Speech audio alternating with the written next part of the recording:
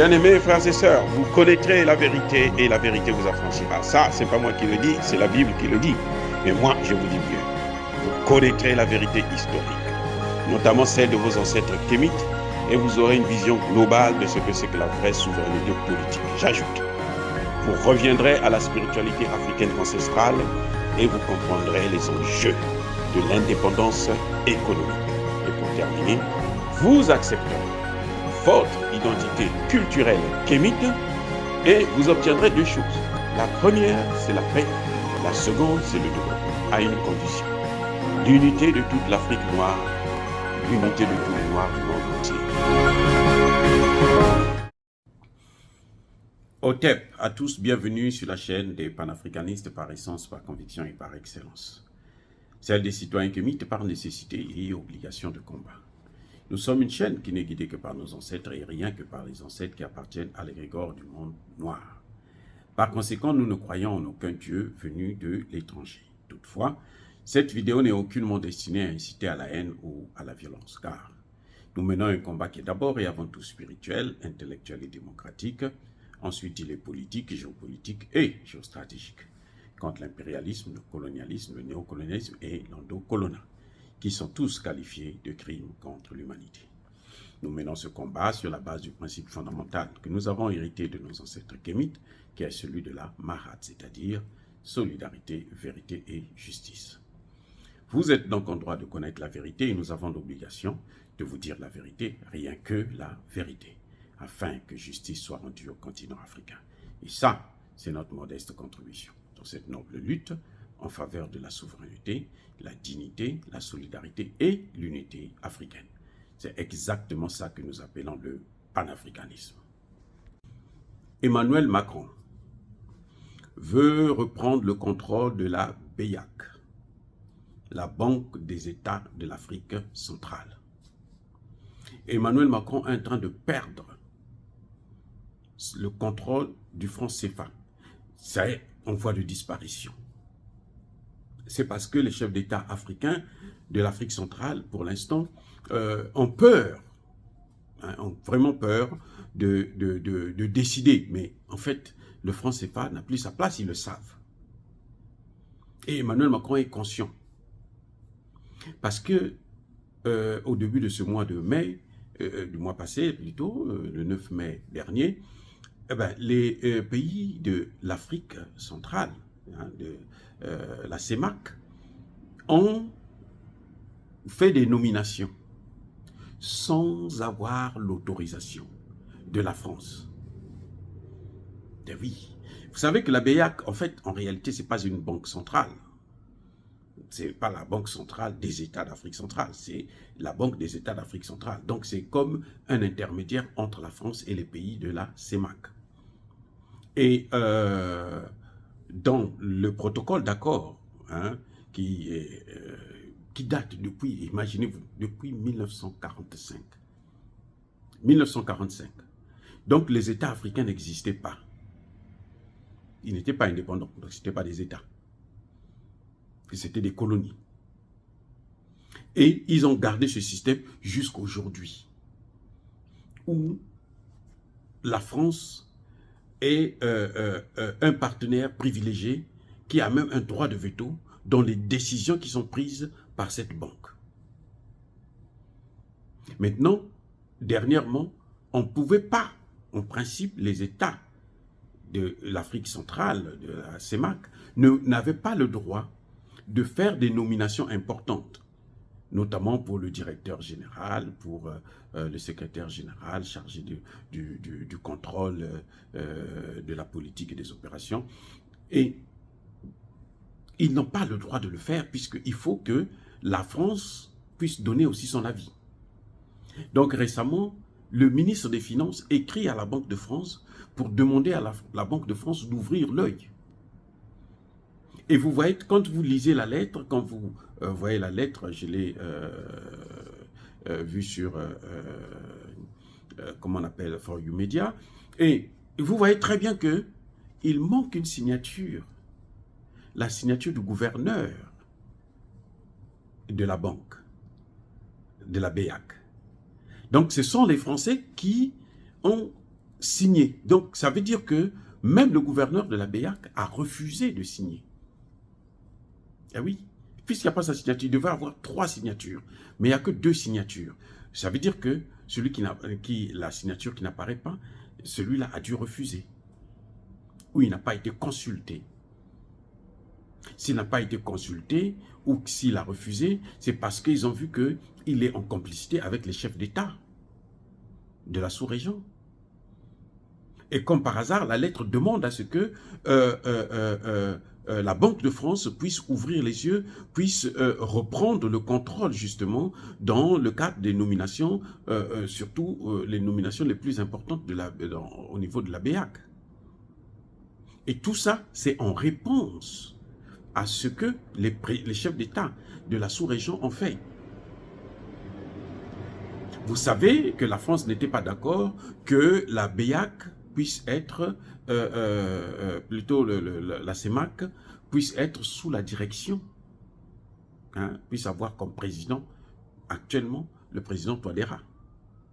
La France a appuyé là-dessus pour que le dossier ne puisse pas passer. Mais surtout le président Biya a insisté pour dire que non, c'est le tour du Centrafrique. Il faut que le Centrafrique puisse gérer la CEMAC. Contrairement à ce que Idriss Kaka Déby avait fait pour le G5, parce qu'on a vu les conséquences.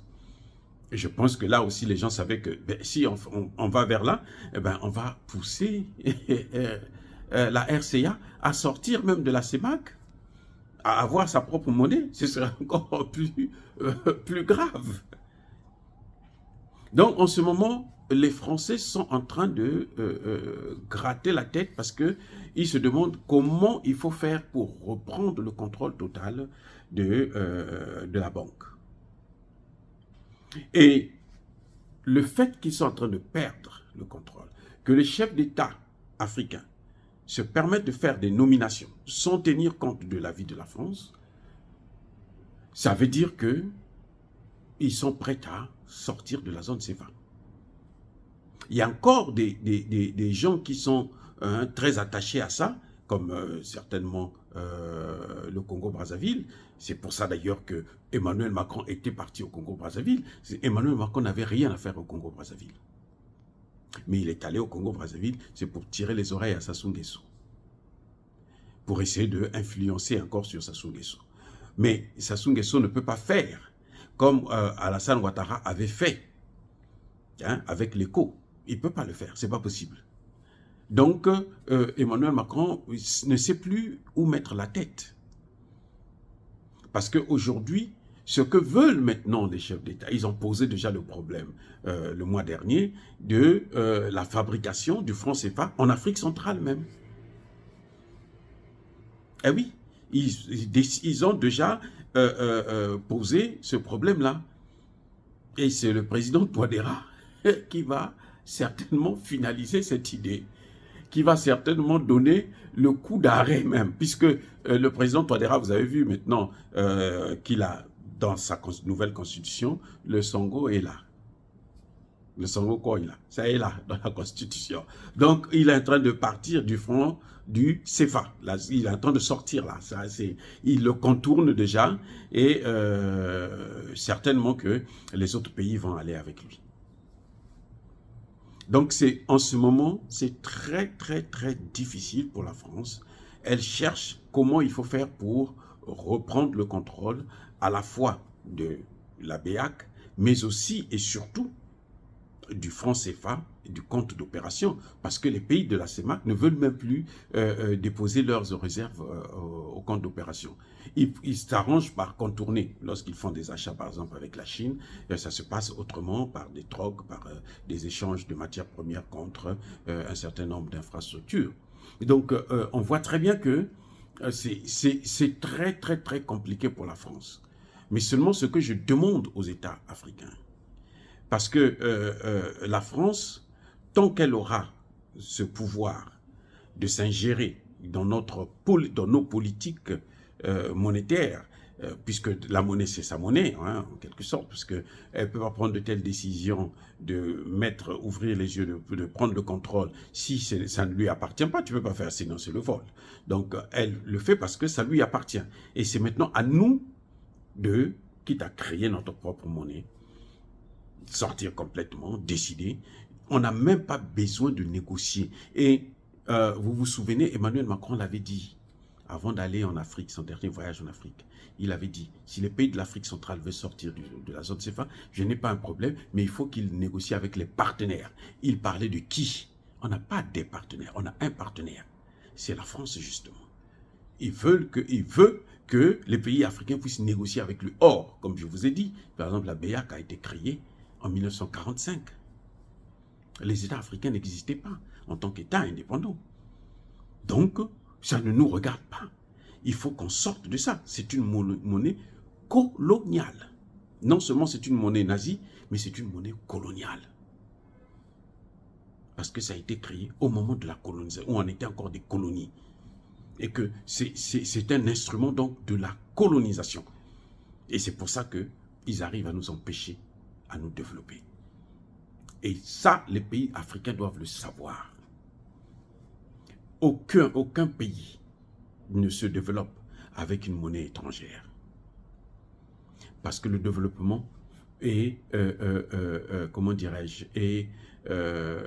c'est une stratégie qui est mise en œuvre par une banque centrale populaire. Qui dit banque centrale populaire dit une monnaie nationale, pas une monnaie étrangère. Même si les gens ont tendance à dire non, c'est bon d'avoir le compte d'opération, si nous on fait, on ne pourra pas. Non, nous avons des banquiers qui sont allés dans les mêmes écoles que ces voyous de la France. Ils peuvent faire le travail et ils sont capables de faire le travail. Il faut maintenant qu'il y ait une volonté politique en Afrique centrale pour que nous puissions définitivement sortir du franc CFA. Le FMI, la Banque mondiale, ne vont jamais développer l'Afrique. Il ne faut jamais l'oublier. Ils ont essayé, au contraire, ces institutions nous ont appauvris et nous ont endettés.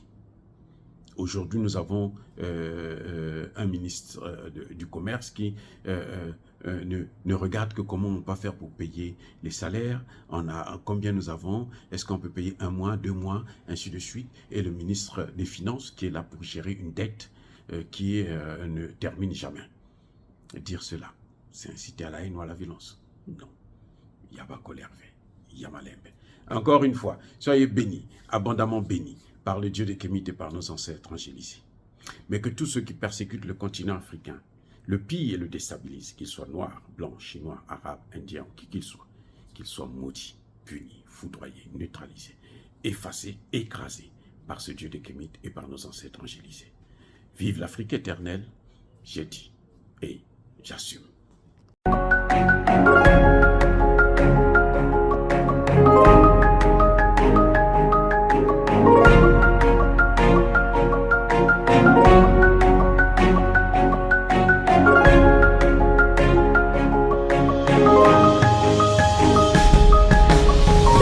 Eux, ils marchent par la foi et non par la vue. Mais moi, je vous conseille vivement de marcher par la connaissance scientifique et historique, notamment celle de nos ancêtres kémites, par les 5 sens et par l'intelligence. À vous, à Pierre.